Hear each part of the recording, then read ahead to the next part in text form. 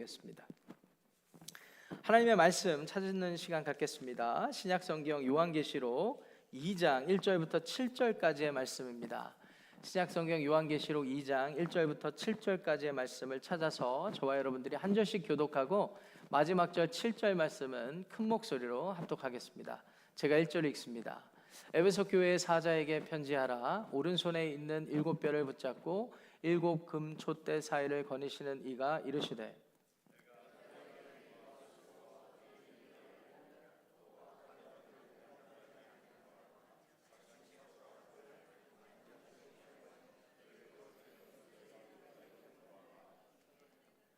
또 네가 참고 내 이름을 위하여 견디고 게으르지 아니한 것을 아노라.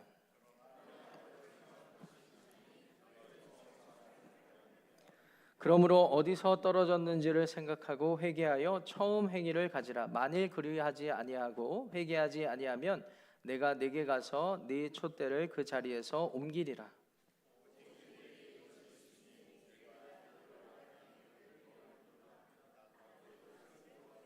함께합니다. 귀 있는 자는 성령이 교회들에게 하시는 말씀을 들을지어다. 이기는 그에게는 내가 하나님의 낙원에 있는 생명나무의 열매를 주어 먹게 하리라. 아멘. 하나님의 말씀입니다. 예수님을 그리스도 구원주로 믿고 따르는 사람들의 모임을 교회라고 정의한다면 오늘날의 교회는 모두 다 하나같이 주님께서 기대하시는 교회를 이루기 위해 더욱더 성숙하고 더욱더 성장해야 합니다. 감사하게도 주님께서는 성경 말씀을 통하여서 우리에게 직간접적으로 주님이 기대하시는 교회, 주님이 원하시는 교회의 모습을 갖추도록 하셨습니다. 예수님을 따랐던 많은 제자들 중에 사도 요한이 있습니다. 이 사도 요한은 베드로나 야고보나 빌립이나 그 외의 다른 제자들보다 상대적으로 늦게까지 생존하며 많은 사역을 감당했던 그런 사도였습니다. 그의 사역 말기에, 그의 인생 말년에는 로마 황제 도미티아누스라는 황제가 그리스도인들을, 초대교회 그리스도인들을 기독교 신앙을 가졌다는 이유로 극심하게 핍박하게 되어 많은 어려움을 겪게 되었죠.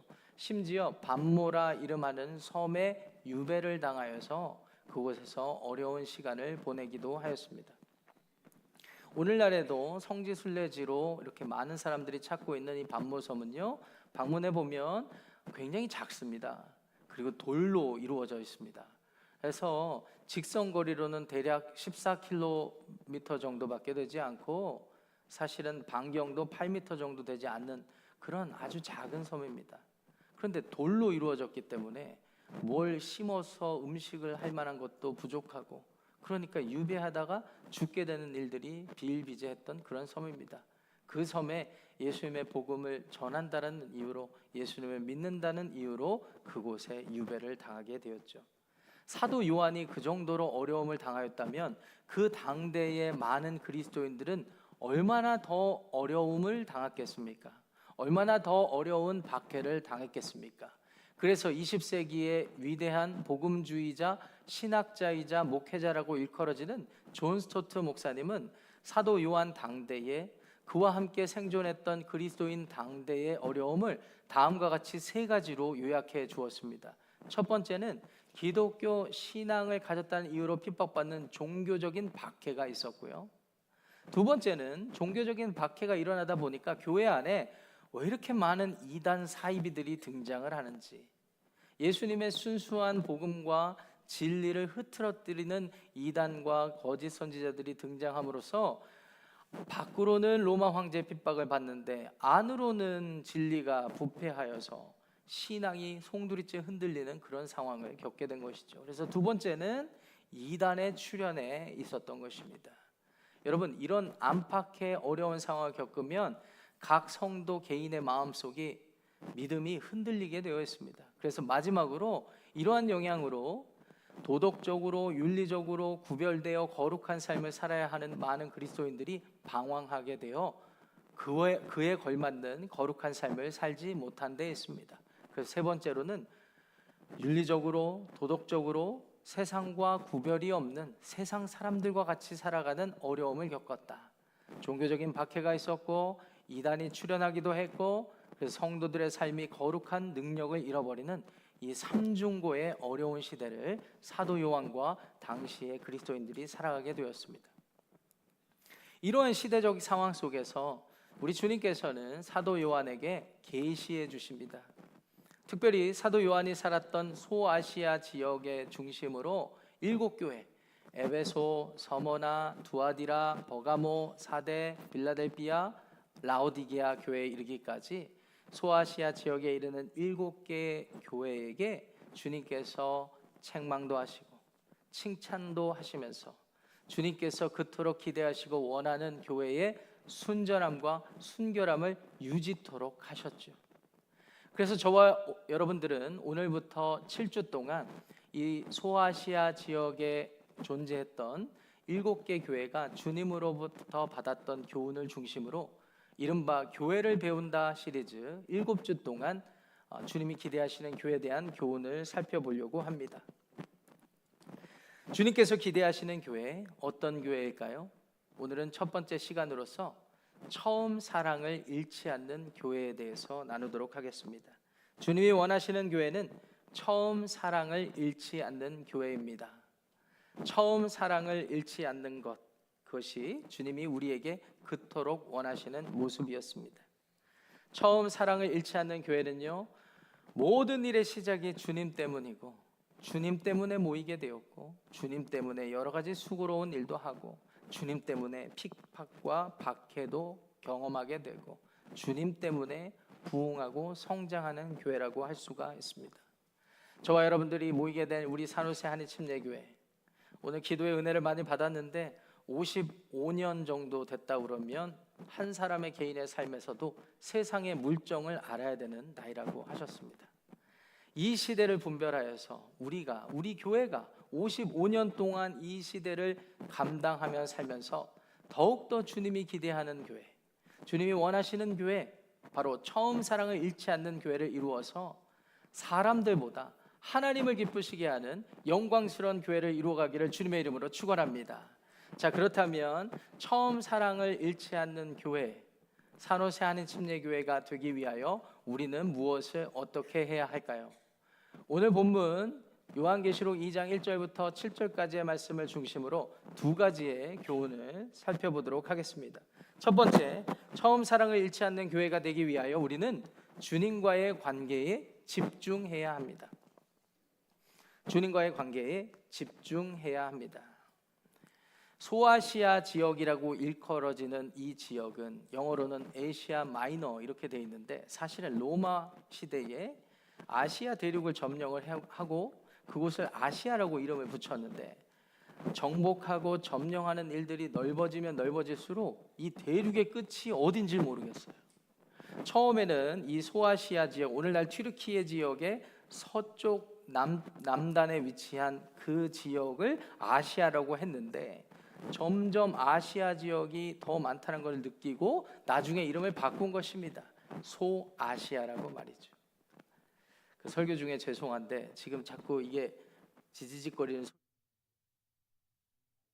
소리로 하겠습니다. 이걸로 바꾸도록 하겠습니다. 감사합니다. 그렇게 해서 아시아 대륙인 줄 알았던 그 지역을 소아시아 지역이라고 이름을 하고, 그 소아시아 지역이 위치한 해안 지역을 중심으로 도시들이 많이 건설되게 되었는데, 말씀드렸던 7개 주요 도시가 그 대표적인 도시가 되었습니다. 사람들이 많이 모이는 곳에 사도들이 가서 복음을 전했죠. 복음에는 능력이 있어서 금세 삶이 변화되고 교회가 형성되게 되었습니다. 그 도시들 중에 에베소 도시가 있습니다. 그 교회 가운데 에베소 교회가 있습니다. 에베소라는 도시는 다른 도시들보다 굉장히 규모가 큰 도시입니다. 오늘날 튀르키예 이 에베소라는 이 지역은 셀축이라는 이름으로 도시가 존재하고 있는데, 오늘날에조차도 튀르키예의 3대 도시에 속할 정도로 규모가 큽니다. 성경시대에는 해안 도시였어요. 해안에 밀접한 도시여서 동과 서를 잇는 무역이 활발하게 이루어지는 그런 도시이기도 했습니다. 오늘날에 방문을 해보면 내륙으로 들어가 있습니다. 그래서 어떤 분들은 야, 성경이 해안 도시라고 그랬는데 이거 다 거짓말이야 라고 하실지 모르지만, 시간과 역사가 지남에 따라서 지형이 바뀌고 기후의 영향으로 토사가 많이 쌓여서 점점 내륙화되었던 것입니다. 그래도 해안과 가까운 도시가 오늘날의 에베소 도시입니다. 또한 에베소 도시는 아르테미스라는 여신을 숭상하고 섬기는 신전으로 유명했습니다. 그래서 오늘날에도 그곳에 방문해 보면 아르테미스 신전의 터가 남아 있고요, 그 신전을 지었던 그 기둥과 여러 가지 흔적들이 남아 있는데 수많은 기둥 중에 대략 한 7개가 남아 있습니다. 근데 그 기둥을 가서 보면 성인 남자 10명이서 삥 둘러도 안 될 정도로 큰 규모입니다. 그러니까 그런 규모로 신전을 지어놨으니 당대 얼마나 종교적으로 중심지였는지 우리가 쉽게 알 수가 있습니다. 그 지역에서 아르테미스 여신을 섬기는 사람들이 모여서 제사의식을 벌이고 제사하는 데 필요한 비즈니스도 또 활발하게 이루어지게 되고 급기야 아르테미스 여신상을 조각해서 파는 그런 비즈니스가 성행하게 되죠. 그래서 사도행전 19장에도 읽어보면 사도 바울이 에베소 도시에 방문을 해서 그곳에서 복음을 전하고 했을 때 복음이 능력을 발휘하자 많은 사람들이 예수님을 영접했어요. 그러니까 자연스럽게 아르테미스 여신상을 사는 사람들이 줄어들게 되었습니다. 그러니까 매출이 뚝 떨어진 거예요. 주가가 폭락한 거예요. 그러니까 화가 난 아르테미스 여신상을 만들어 비즈니스 하던 사람들이 연합을 이루어서 바울을 해코지하려고 할 정도였습니다. 에베소는 그런 도시입니다. 그런데 그곳에 바울과 브리스길라, 아굴라, 그리고 아볼로 이런 사람들이 시간이 지남에 따라 서로 연합하고 협력하여서 교회가 개척되게 되었고, 나중에 바울이 후임 목회자로 디모데를 추천해서 그 교회에 디모데가 담임할 당시에는 몇천 명이 모이는 대형 교회가 되었다고 하죠. 물론 각 가정별로 모이는 교회들이 연합하여서 모였을 때 숫자가 그 정도라고 하여도 만만한 숫자가 아닙니다. 그곳에 젊은 목회자 디모데가 목회하기도 했습니다. 시간이 흘러서 사도 요한이 반모섬에서 유배를 마치고 나왔을 때에도 그곳에서 머물면서 그 교회를 잠깐 목회하기도 했다고 합니다. 사도 요한이 왜 상대적으로 다른 사도들보다 늦게까지 생존하며 끝까지 복음 사역을 감당하게 되었을까? 여러 가지 생각을 할 수 있지만 바로 주님께서 분부하신 명령을 끝까지 지켜야 했기 때문이 아닐까 생각할 수 있습니다. 주님께서는 자신의 어머니 마리아를 자신의 사랑하는 제자에게 부탁하셨거든요. 그래서 에베소를 방문해 보시면 마리아 생전에 있었다고 끝까지 머물다가 죽었다라고 여겨지는 곳이 있고 그곳이 성지 순례지가 되기도 했습니다. 그래서 사도 요한은 에베소라는 도시와 교회와 상당한 밀접한 관계가 있는 사람이었습니다. 그 사도 요한에게 주님께서 오늘의 본문에 책망과 교훈을 해 주시는 것입니다. 그렇게 핍박이 있고 또 여러 가지 복음의 능력도 맛보고 그러면서 이단도 출현하고 이런 어려운 상황 속에서 에베소 교회 성도들은 믿음을 굳게 지켰어요. 핍박 가운데서도 모이기를 게을리지 않게 하였고, 그리고 이단과 거짓 선지자들이 누구인지 잘 분별하여서 교회에서 추방하기도 하였고, 오늘 본문에 등장하는 니골라당도 아마 예수님의 신성을 부인하는 어떠한 이단적인 세력과 같아 보이는데, 이런 세력들도 누구보다 앞장서서 제대로 분별하여 진리대로 그들을 내쫓기도 하였던 것 같습니다. 이런 수고와 열심과 인내의 모습을 주님께서 다 아시고 사도 요한에게 다음과 같은 칭찬을 해주시죠. 제가 여러분들을 위해서 2절과 3절 말씀을 읽어보겠습니다. 내가 네 행위와 수고와 인내를 알고 또 악한 자들을 용납하지 아니한 것과 자칭 사도라 하되 아닌 자들을 시험하여 그의 거짓된 것을 네가 드러낸 것과 또 네가 참고 내 이름을 위하여 견디고 게으르지 아니한 것을 아노라. 여기서 우리가 깨닫게 되는 주요한 교훈이 있습니다. 주님께서는 어려운 상황 가운데 믿음을 지키고 성실하게 그 자리를 지키고 끝까지 감당하는 수고의 일들, 그 노력들, 그 헌신들 다 알고 계신다라는 거예요. 2절에도 안다, 3절에도 안 오라 이렇게 기록되어 있어요. 2번이나 강조되어 있어요. 주님께서는 모든 것을 아시는 분이십니다. 무엇보다 여러분들이 주님이 기뻐하실 만한 일에 헌신하여서 하신다면 주님께서는 다 알아주신다라는 거예요. 우리가 신앙생활 오래 하고 교회 여러 해 섬기다 보면 가끔가다 서운함이 찾아올 때가 있습니다. 또 억울함이 찾아올 때가 있습니다. 내가 이렇게 수고하고 헌신했는데 나를 이렇게 오해를 해? 왜 나를 안 알아주지? 왜 목사님은 나한테 다른 사람들한테는 저렇게 칭찬하면서 나한테는 칭찬 한마디 안 해줘? 목회자도 왜 성도님들이 나한테 잘한다고 안 해줘? 이런 인간적인 기대와 실망이 앞설 때가 있죠. 다 잘못됐다라고 제가 말씀드리고 싶지는 않지만 사실 인간의 부족한 모습이란 것은 분명합니다. 그런데 우리가 오늘 말씀을 통해서 분명히 깨닫게 되는 교훈은 지난 55년 동안 우리 교회가 주님을 위해서 주님이 기뻐하실 만한 일들을 한 것들, 크고 작은 일들 모두 다 하나같이 주님께서 아신다는 것입니다. 주님께서 알아주신다면 그것으로 충분합니다. 주님을 위해서 하는 일인데 주님이 알아주시면 되지 다른 사람이 알아줄 필요가 있겠습니까? 오늘 주님이 아신다라는 이 말씀으로 위로받고 새 힘을 얻는 저와 여러분들의 삶이 되시기를 주님의 이름으로 축원합니다. 그런데 우리가 여기서 또 주목해야 되는 중요한 진리가 있습니다. 주님께서 다 아시는데 아쉬워하시는 게 하나 있어요. 그러면서 책망하시는 말씀이 있는데 4절 말씀입니다. 4절 말씀 중요하니까 한 목소리로 읽겠습니다. 시작. 그러나 너를 책망할 것이 있나니 너의 처음 사랑을 버렸느니라. 분명 핍박과 어려움 속에서도 모임을 계속 이어가고 섬기는 일이 있다면 끝까지 성실하게 감당하고 진리를 지키기 위해서 이단을 분별해냈던 교회인데 주님께서 아쉬워하시는 게 뭐예요? 처음 사랑을 버렸다. 도대체 주님께서 의미하신 처음 사랑을 버린 일은 무슨 일일까요? 무엇을 의미할까요? 아마도 여러 가지 수고스러운 사역들의 한가운데 마음의 동기가 내가 이 일을 하는 이유가 주님이 아니라는 사실을 꼬집어서 책망하신 것입니다. 핍박과 박해를 견뎌서 신앙의 본의 모습을 보이고 바른 진리를 지켜낸 것은 분명 위대한 일입니다.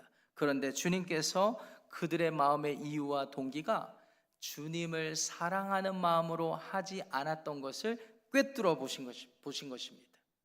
그래서 처음 사랑을 버렸다. 순수한 이유와 동기가 사라졌다라고 지적하신 것입니다. 이런 점에서 볼 때 이 주님께서 말하시는 처음 사랑은 분명 어떠한 관계 안에서 이루어진 감정적 사랑의 그런 상태를 의미한다라고 할 수가 있습니다. 당연히 강조되어야 할 모든 일의 시작점이라고 할 수도 있습니다. 여러분, 부부관계를 유지하는데 제일 중요한 게 뭘까요? 돈? 좋은 집? 좋은 차? 여러분, 그것들은 한 일순간에 생기기도 하고 사라지는 것이죠. 그런데 부부관계가 시작되게 된 이유는 무엇입니까? 그냥 지나가다 만나서? 아니겠죠. 서로를 향한 사랑과 헌신, 신뢰가 시작이 되어서 이 부부관계가 시작되고 유지된 것 아니겠습니까? 이것이 관계의 핵심입니다. 관계의 핵심이에요. 주님과의 관계도 마찬가지입니다. 우리의 신앙생활도 마찬가지입니다. 우리가 무슨 일을 막 벌여서 많이 여러 가지 일을 한다 하여도 그 마음의 이유와 동기가 주님 때문에, 주님을 사랑하기 때문에, 내가 사랑하는 주님을 위해서 해야 되기 때문에 하는 것이 아니라 다른 이유가 된다면 주님께서는 수고로운 일을 다 알고 칭찬하시면서도 책망하실 수밖에 없는 것이죠. 처음 사랑을 버렸느니라. 물론 에베소 교회 성도들이 모두 다 처음부터 악한 이유와 동기를 가지고 마치 어떤 이민교회에는 전문직을 가진 분들이 신앙의 모습을 가장하고, 다 그런 건 아니겠지만 비즈니스 고객을 유치하러, 특별히 남가주 지역은 제가 들은 이야기인데 5년 주기로 이동해 다니신다고 하시더라고요. 대형교회 중심으로 5년 주기로 이동해 다니면 남가주 지역의 비즈니스 고객을 상당히 확보하게 된다. 혹 그런 의도로, 다 모든 에베소 교회 성도들이 그런 의도로 교회 출석하고 신앙생활하는 건 아니었을 것입니다. 아마 이런 분들이 더 많았을 거예요.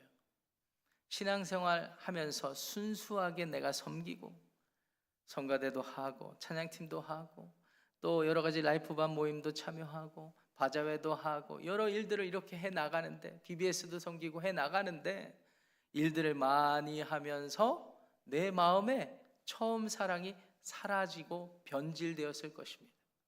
변질된 이유 중에는 이런 것도 있었을 거예요. 내가 수고하고 노력하니까 이게 되네. 내가 조금만 더 노력하면 이 정도까지 할 수 있겠네. 그래서 바리새인들이 주님께 책망을 받기도 하였죠. 분명 자신들이 만든 율법의 체계는 주님을 사랑해서 주님을 섬기기 위해서 만들었는데, 시간이 지나니까 내가 이 정도 하고 있네, 내가 이렇게 가르치니까 사람들이 이렇게 변하네. 주님이 중심이 아니라 내가 중심이 되어버렸을 때 주님께서는 한탄하시며 책망하셨던 것입니다. 오늘날 신앙생활하는 저와 여러분들, 또 사역을 이루어가는 우리 교회도 이런 질문에 진지하게 고민하고 답을 해봐야 합니다. 과연 우리들의 개인의 삶은 주님을 사랑하는 마음으로 모든 일들을 하고 있는지, 우리 교회 모든 사역이 주님을 기쁘시게 하기 위한 사역을 이루어가고 있는지 고민해야 할 것입니다. 그렇습니다. 처음 사랑을 잃어버리지 않고 주님이 기대하시는 모습에 부합하는 교회가 되기 위해서는 주님과의 관계에 집중해야 합니다. 여러분, 구원받는 것은 거듭남이라고 표현할 수 있습니다. 거듭남의 핵심은 이전에 끊어졌던 하나님과의 나의 영적인 관계가 다시 거듭남으로, 다시 태어남으로, 영적으로 깨어남으로 하나님과의 교제가 연결되었다는 것을 의미합니다. 그때부터 우리는 새로운 삶, 구원받은 삶이라고 명명하게 되는 것입니다. 여러분, 우리가 구원받은 삶의 상태와 현주소가 이러한 것인데, 우리의 모든 수고와 신앙생활의 패턴에 주님이 빠지면 무슨 유익이 있겠습니까? 어제 토요 새벽 예배 때도 예화로 제가 인용을 하기도 했는데, 어이가 없다라는 표현이 있잖아요. 이 어이가 없다라는 표현이 어디서부터 시작된 이야기인가? 많은 분들이 연구를 했는데, 대표적인 민간 유래설, 맷돌의 손잡이를 어이라고 했대요. 맷돌로 콩도 쓰고 팥도 쓰려고 사람들이 재료를 다 준비해놓고 무거운 돌맷돌을 다 앞에다 놓고 이제 작업을 해서 동네 잔치를 벌이고 하려고 그러는데 뭐가 없어요? 어이가 없어요. 아무 일도 할 수가 없어요. 준비 다 끝내놨어요. 잔치 벌이려고 다 했어요. 어이가 없어요. 어이가 없다는 말은 기가 막히다라는 말이죠. 여러분, 우리가 사역하고 신앙생활하는데 주님이 빠져 있으면 정말 어이없는 신앙이라는 사실을 기억하시기를 바랍니다. 이 시간 잠깐 두 눈을 지끈 감는 분들이 더러 계시니까 앞뒤 옆에 분들 바라보시면서 당신의 사랑은 어이없는 사랑이십니까? 이렇게 물어보시기 바랍니다. 지금 이 상황이 어이가 없으실 거예요. 잠깐 눈 뜨신 분들은. 감사합니다. 여러분, 신앙생활하면서 교회 사역하면서 제일 중요한 것은 주님과의 관계라는 것을 믿으시기 바랍니다.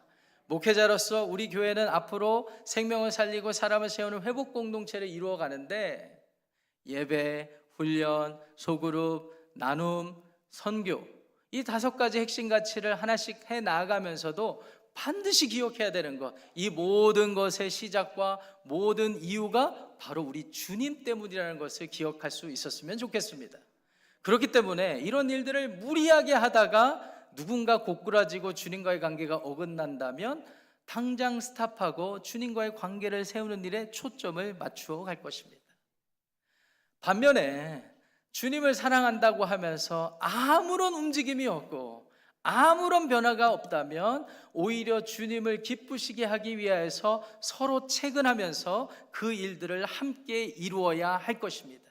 주님이 기대하시는 교회, 원하시는 교회는 바로 처음 사랑을 잃지 않는 교회이기 때문이고, 우리는 주님과의 관계에 집중하며 그와 같은 믿음의 공동체를 이루어 가야 하는 것입니다. 둘째, 처음 사랑을 잃지 않는 교회가 되기 위하여 우리는 주님과의 관계를 위한 일들을 회복해야 합니다. 요한계시록 2장 5절 상반절 말씀을 함께 읽어보겠습니다. 그러므로로 시작합니다. 시작. 그러므로 어디서 떨어졌는지를 생각하고 회개하여 처음 행위를 가지라. 분명 어디서 떨어졌는지를 생각하라 라고 사도 요한에게 말씀을 주셨습니다. 생각해내라, 기억하라 라는 의미입니다. 그리고 회개하라고 하십니다. 이 회개는 감정적인 동요가 아닙니다. 이 회개라는 단어, 헬라 말 메타노이아는 돌이키다라는 단어입니다. 생각하고 돌이키는데 결론은 뭐예요? 처음 행위를 가지라 라고 말씀하셨습니다. 아니, 지금 에베소 교회는 모든 수고와 인내와 또 여러 가지 수고로운 일들의 열매로 인하여서 칭찬을 받은 교회 아닙니까? 그런데 주님께서는 왜 처음 행위를 가지라고 명령하셨을까요? 처음 사랑을 갖는 일의 회복을 명하신 것입니다. 가장 중요한 주님과의 관계 맺는 것, 주님과의 관계를 더 깊게 하는 것, 주님 때문에 하게 되는 일들을 중심으로 회복하라라고 말씀하신 것입니다. 주님과의 관계에 집중하다 보면은 우리가 무엇을 놓치고 있는지, 그리고 우리가 무엇을 더 해야 하는지를 분별하게 되는 것입니다. 이런 점에서 많은 일들을 감당하는 게 중요한 게 아니에요. 어떤 분들은 신앙생활을 오래 하시면서 많은 사역을 감당하는 것으로 자신의 신앙을 증명하려 하는 분이 계십니다. 그래서 엄마가 주일 아침부터 저녁 늦게까지 또 주중에 신방하면서 이런저런 일들로 엄마가 이렇게 주님을 사랑해 과시하시는 분들이 계시죠. 그 모습이 주님께서 다 아실 만한 내용이라 할지라도 혹여 마음의 중심 가운데 자기를 드러내는 것, 이것에 있다면 많은 것, 여러 가지 일을 하는 것 중요하지 않습니다. 마음에 주님과의 관계로 돌아가는 일이 필요한 거예요. 말씀드렸다시피 주님을 사랑한다라고 말하고 누구보다도 신실한 모습으로 살아가지만 그 삶에 한 번도 누군가에게 복음을 전해본 적이 없고, 누군가를 섬겨본 적이 없고, 인색하기 그지없고, 그저 자기 자신만 하나님께 드리려고 하는 신실한 모습뿐이라면 무엇을 회복해야 할까요? 주님이 기뻐하시는 일을 회복해야 하는 것입니다. 그래서 그런 분들은 주님이 기뻐하시는 일에 더 적극적으로 참여하고 헌신하는 모습이 필요하겠죠. 교회가요, 오랜 역사를 이렇게 가지게 되면, 비전을 수립하고 많은 일들을 하다 보면 어느 순간 제도와 시스템이 만들어지게 됩니다. 이 제도와 시스템 속에서 어떤 분들은 제도와 시스템을 잘 유지하는 것이 하나님을 기쁘시게 하는 것이다 라고 착각하면서 교회 생활하실 수가 있어요. 그런데 그렇지 않습니다. 여러분, 개신교, 개혁된 신교는 핵심이 개혁에 있습니다. 이 개혁이라는 말을 들으시면 많은 분들이 이거 뭐 빨갱이 아니야, 공산당 아니야, 이렇게 생각하실 수도 있겠습니다만은, 사실 캐톨릭 처치에서 개혁돼서 나온 신교, 개신교의 핵심 사상은 하나님의 말씀, 오직 말씀, 하나님의 은혜, 오직 은혜, 하나님에 대한 믿음, 오직 믿음으로 새로운 삶을 추구하는 삶에 있는 것입니다. 그래서 말씀으로 시작돼요. 말씀을 펼치고 묵상하는데 말씀이 교훈하는 바가 이 시대에 나에게 책망을 주시면 바로 고치는 것입니다. 그래서 개혁돼야 되는 것입니다. 교회만 개혁되는 게 아니라 성도의 삶도 계속해서 매일 일상의 삶에서 변화돼야 되는 것입니다. 그런 의미에서 개신교예요. 개혁된 신교예요. 어느 한 순간에만 교회가 머무는 것이 아닙니다. 어느 한 지점에만 성도의 삶이 머무는 것이 아닙니다. 지속적으로 말씀을 따라서, 성령의 인도하심을 따라서 우리가 변화를 받아가는 것입니다. 매일매일의 삶 가운데 그렇게 모여서 교회를 이루고, 이 교회도 매일매일 매수년 동안 이 시대를 감당한 사명을 다시 점검하고 변화되어 개혁되어 가야 하는 것입니다. 이것이 주님께서 우리에게 기대하시는 바예요. 그래서 사도 바울께서는 로마서 12장 2절에서 뭐라고 말씀하셨죠? 이 세대를 본받지 말고 오직 마음을 새롭게 하여, 생각을 새롭게 하여, 생각이 개혁돼야 되는 것입니다. 변화를 받아 하나님이 선하시고 기뻐하시고 온전하신 뜻이 무엇인지 분별하도록 하라. 사도 바울이 괜히 명령한 게 아닙니다. 그러지 않으면 이 시대를 살아갈 수가 없어요. 그러지 않으면 이 시대의 신앙생활하는 것도, 이 시대의 교회를 섬기는 것도 아무런 만족과 기쁨과 어떤 영광스러운 열매 없이 그냥 기계적으로 하는 무미건조한 신앙생활, 무미건조한 사역에 불과하게 되기 때문입니다. 그렇기 때문에 성도된 저와 여러분들의 개인의 삶도, 또 함께 교회를 이룬 우리 산후세 하나님심역의 모든 사역의 내용도 다 여기에 집중해야 하는 것이죠. 과연 주님께서 우리에게 요구하시는 것이 무엇인가? 주님이 기뻐하실 만한 일들이 무엇인가? 혹 우리가 놓치고 있는 것이 무엇인가? 바리새인들이 책망받았던 이유는 예수님이 면전에 눈앞에 등장하셨음에도 불구하고, 메시아가 눈앞에 있는데도 불구하고 그것을 다 놓치고 그저 자신들이 만들어낸 제도와 시스템을 유지하려고 하는 데 있었습니다. 결국 그들의 이기적인 욕심으로 메시아로 등장하신 예수님을 십자가에 매어 달게 되었죠. 이런 일들이 오늘날에도 성도의 개인의 삶과 교회에게도 있을 수 있는 것입니다. 2026년을 살고 사역하는 저와 여러분들에게 주님께서 분명히 명령하십니다. 처음 사랑을 잃어버리지 마라. 첫사랑을 회복하라. 주님께서 기대하시는 교회의 모습이 그것이라고 말씀해 주셨습니다. 우리 산후세 하나님심예교회도 55년 동안 많은 분들이 복음을 듣고 우리 교회 사역을 통해서 베네핏을 누렸습니다. 그런데 여기서 만족할 수가 없습니다. 이제 주님께서 원하시는 핵심, 주님과의 관계 안에서 모든 일을 시작하고, 주님과의 관계 때문에 모든 일을 점검하고, 주님과의 관계를 위하여서 모든 수고와 헌신을 해 나감으로 인하여서 우리가 기대하는 결과 열매가 아니라 하나님이 기뻐하시고 주님이 만족하시는 주님의 영광스러운 교회 공동체를 이루어가게 되기를 우리 주님의 이름으로 간절히 축원합니다.